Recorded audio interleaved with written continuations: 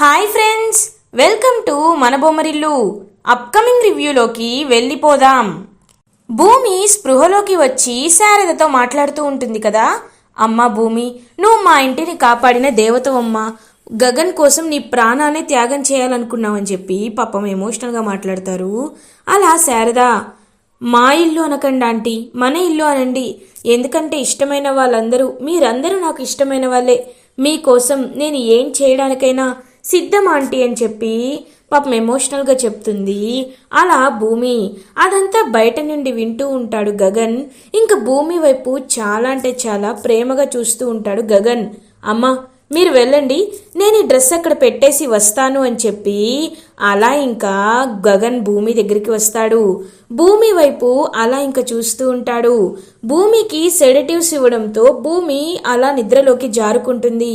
నిద్రపోతున్న భూమి వైపు చాలా అంటే చాలా ప్రేమగా చూస్తూ ఉంటాడు గగన్.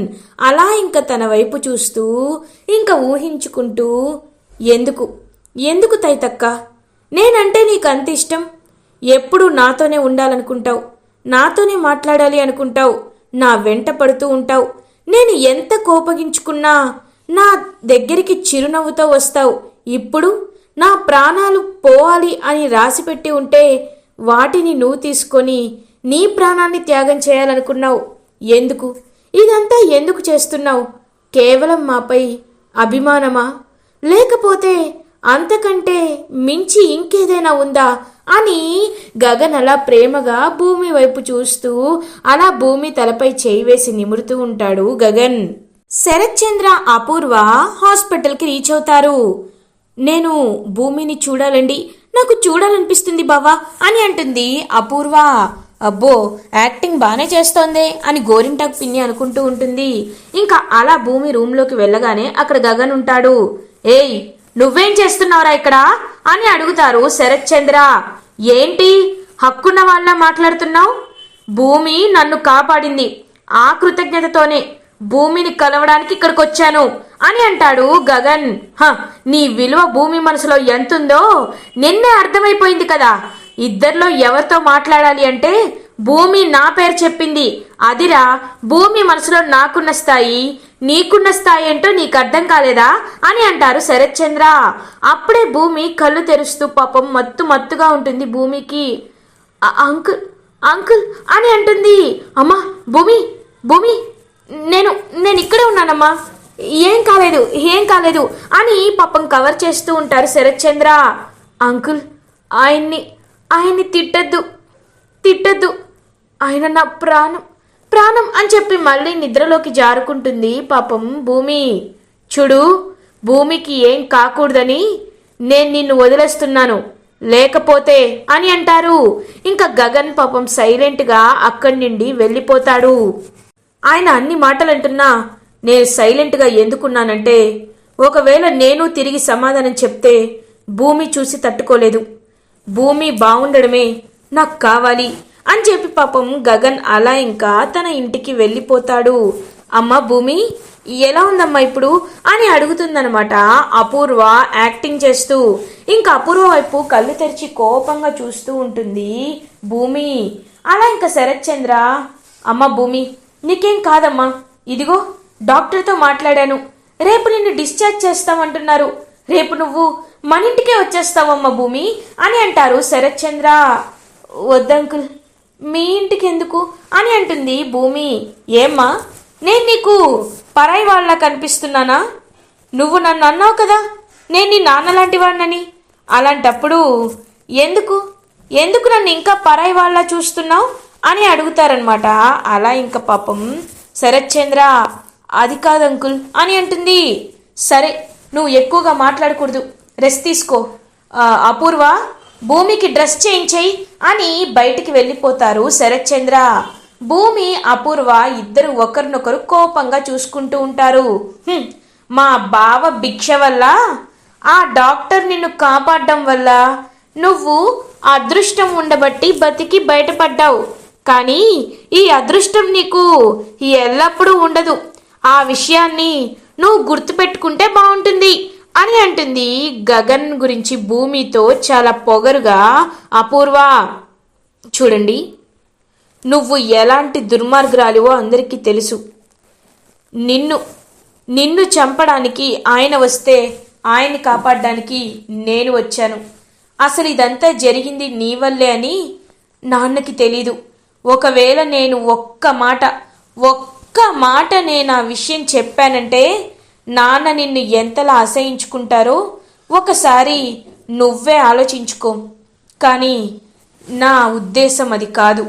నీ గురించి మా నాన్నకి నిజం తెలిసేలా చెయ్యాలి, చేస్తాను అని అలా ఇంకా కళ్ళు మూసుకుంటుంది భూమి. ఎంత బెడ్పై ఉన్నా దీనికి పొగరు మాత్రం తగ్గలేదు అని మనసులో అనుకుంటుంది. అలా ఇంకా అపూర్వ. గగన్ మాత్రం పాపం బయటే నించొని చూస్తూ ఉంటాడు. శరత్చంద్ర గగన్ వైపు కోపంగా చూస్తూ ఉంటాడు. ఎందుకు నాపై ఎంత కోపంగా చూస్తున్నారు? నేనేమీ మీకోసం రాలేదు. అయినా భూమి నన్ను కాపాడింది కాబట్టి నేను ఇక్కడ ఉన్నాను.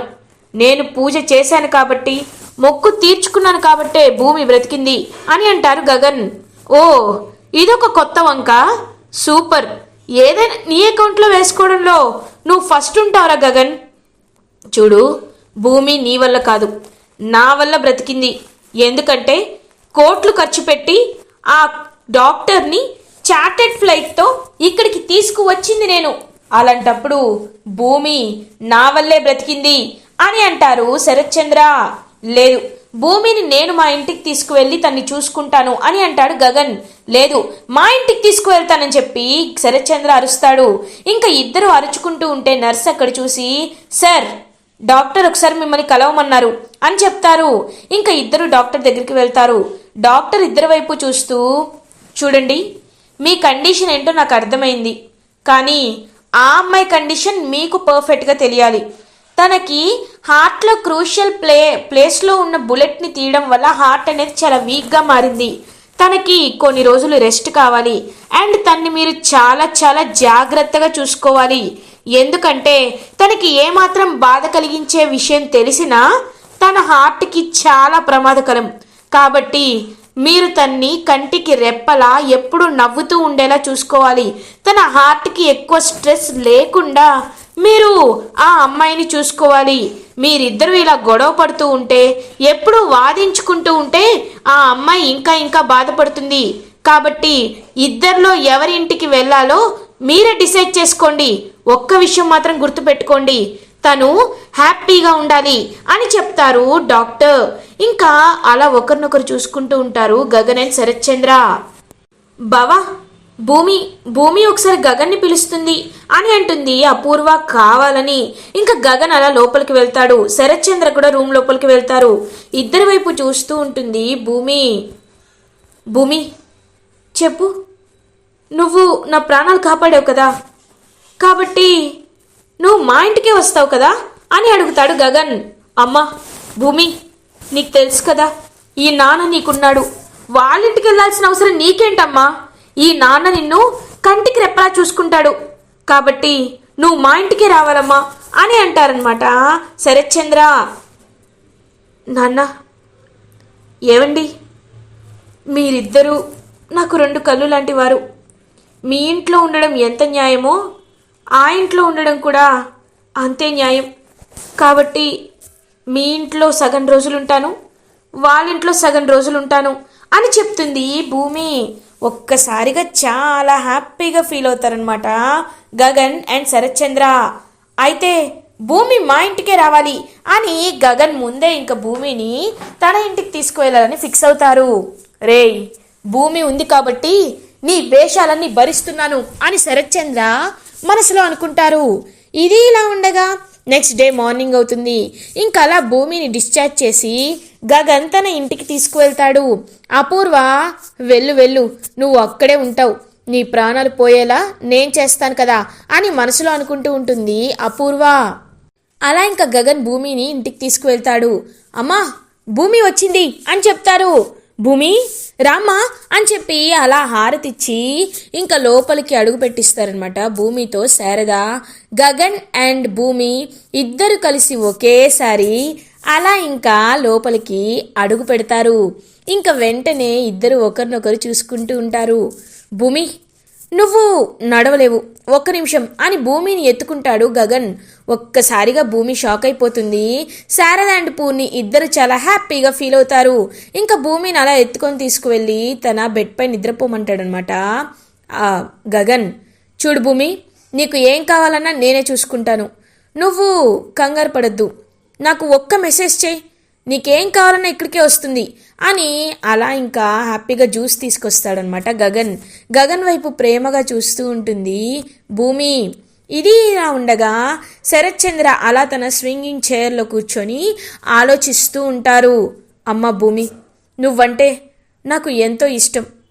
నువ్వు మా ఇంటికి రాకుండా మొదట వాడింటికి వెళ్ళినందుకు నాకు కోపం వచ్చింది. కానీ నేను కోప్పడ్డానని తెలిస్తే నువ్వు బాధపడతావు. నువ్వు బాధపడితే నీ ఆరోగ్యానికి మంచిది కాదు. అందుకే నీ ఆరోగ్యం కోసమే నేను సైలెంట్గా ఉన్నాను. అమ్మా భూమి, ఎందుకో తెలీదు, నువ్వంటే నాకు చాలా చాలా ప్రాణం అని చెప్పి పాపం భూమి గురించే ఆలోచిస్తూ ఉంటారనమాట అలా శరత్ చంద్ర. అప్పుడే ఇంకా భూమి రూమ్ అనేది గుర్తుకు వస్తుంది శరత్ చంద్రకి. అలా ఇంకా భూమి వాళ్ళ ఇంట్లో పని మనిషి కాబట్టి పాపం భూమి రూమ్కి వెళ్తాడనమాట శరత్ చంద్ర. భూమి రూమ్కి వెళ్ళి ఇంకా భూమి రూమ్లో ఉన్న తన జ్ఞాపకాలన్నింటినీ చూస్తూ ఉంటారు. అప్పుడే ఒక బాక్స్ అనేది కనబడుతుంది శరత్ చంద్రకి. ఇంకా వెంటనే ఆ బాక్స్ ఓపెన్ చేసి చూస్తారనమాట శరత్ చంద్ర. ఆ బాక్సులో ఏవైతే శోభాచంద్ర గజ్జెలు, భరతనాట్యం గజ్జెలు ఉంటాయో ఆ గజ్జెలు అనేవి, పట్టీలు అనేవి కనబడతాయన్నమాట. అలా ఇంకా శరత్ చంద్రకి ఒక్కసారిగా అవి చూసి షాక్ అయిపోతారనమాట శరత్ చంద్ర. భూమి దగ్గరికి ఈ పట్టీలు ఎలా వచ్చాయి?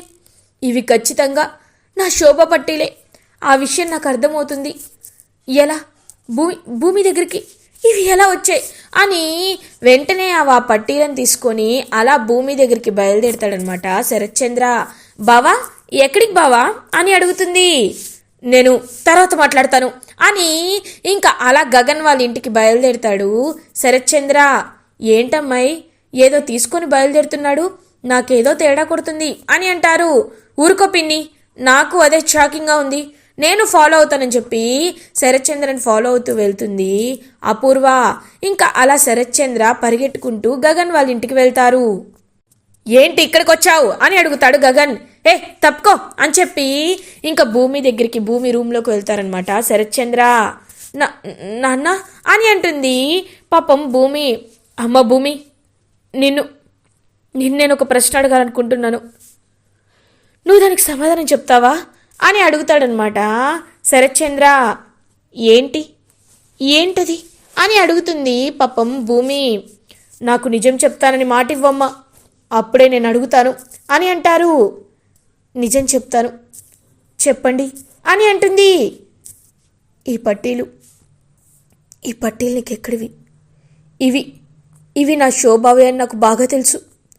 ఇవి నీ దగ్గరికి ఎలా వచ్చాయి అని అడుగుతారు శరత్ చంద్ర. ఒక్కసారిగా షాక్ అయిపోతుంది అలా ఇంకా పాపం భూమి. చెప్పమ్మా, నువ్వు నాకు మాట ఇచ్చావు, నిజం చెప్పాలి, నిజం చెప్పు అని అడుగుతారు. ఎందుకంటే అవి మా అమ్మ పట్టీలు కాబట్టి అని చెప్తుంది భూమి. ఒక్కసారిగా షాక్ అయిపోతారనమాట అలా ఇంకా వెంటనే శరత్ చంద్ర. ఏంటి, మీ అమ్మవా? అంటే శోభ అని అంటారు. అవును, మీరు విన్నది నిజమే. నేను శోభాచంద్ర గారికి మీకు పుట్టిన కూతుర్ని అని చెప్తుంది భూమి.